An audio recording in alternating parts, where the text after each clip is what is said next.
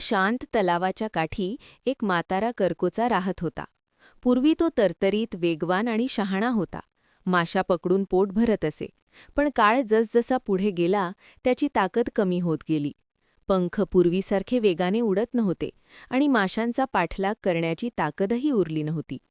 अनेक वेळा दिवसभर तलावात उभं राहूनही त्याला फार कमी मासे मिळत. तलावातील मासे हुशार होते. त्यांना कळत होतं की करकोचा वृद्ध झाला आहे आणि त्याला पकडता येणार नाही, म्हणून ते निर्धास्त फिरत. आता करकोच्याला भूक लागून त्रास होऊ लागला. काय करावं तो विचारात पडला. थोड्याच दिवसांनी तलावाच्या काठावर एक हुशार खेकडा फिरत असताना त्याने करकोच्याला उदास पाहिले. काय झालं करकोच्या काका, आज तुम्ही खूप शांत दिसताय, खेकड्याने विचारलं. करकोच्याने एक मोठा श्वास घेतला.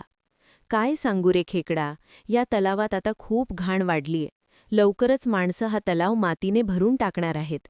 इकडचे सगळे मासे, खेकडे, बेडूक सगळ्यांचे जीव धोक्यात आहेत. खेकडा घाबरला. अरे बापरे, मग आपण काय करू? करकोचा हळूच म्हणाला, मी जवळच एक मोठं, स्वच्छ आणि सुरक्षित सरोवर पाहिलं आहे. जर तुम्हाला हवं असेल तर मी दररोज काही माशांना तिकडे नेऊ शकतो. तिथे सगळे सुखाने राहू शकतील. तलावातील मास्यांनाही गोष्ट पटली. करकोच्याने नकळत हुशार खोटं पसरवलं होतं. माशांचा विश्वास बसला, कारण ते संकटात होते आणि त्यांना वाटलं करकोचा मदत करतो आहे. दुसऱ्या दिवसापासून करकोचा रोज 2-3 माशांना नव्या सरोवरात नेण्यासाठी उचलू लागला.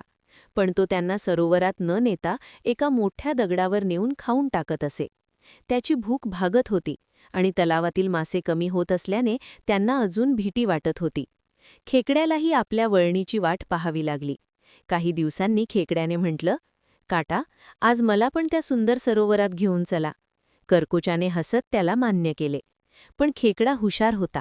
करकोच्याच्या पाठीवर बसल्यावर त्याने सभोवताली पाहिलं आणि एका दगडाजवळ मास्यांचे अवशेष पाहिले.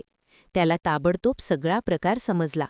खेकड्याने शांतपणे आपली चिमटी उघडली आणि करकोच्याच्या मानेला घट्ट पकडलं. करकोचा घाबरला आणि ओरडला, अरे थांब, काय करतोयस? खेकडा रागाने म्हणाला, तू सगळ्यांना फसवलंस, आता तोच शिक्षा भोग. एक जोराचा दाब देत खेकड्याने करकोच्याची मान कापली. करकोचा खाली कोसळला. खेकडा धावत तलावात परत गेला आणि सगळ्यांना खरा प्रकार सांगितला. तलावातील प्राणी त्याच्या धैर्याचे कौतुक करू लागले. बोध: फसवणूक करून कोणाचा फायदा होत नाही. बुद्धी, प्रामाणिकपणा आणि धैर्याने वागणारा नेहमीच संकटातून वाचतो.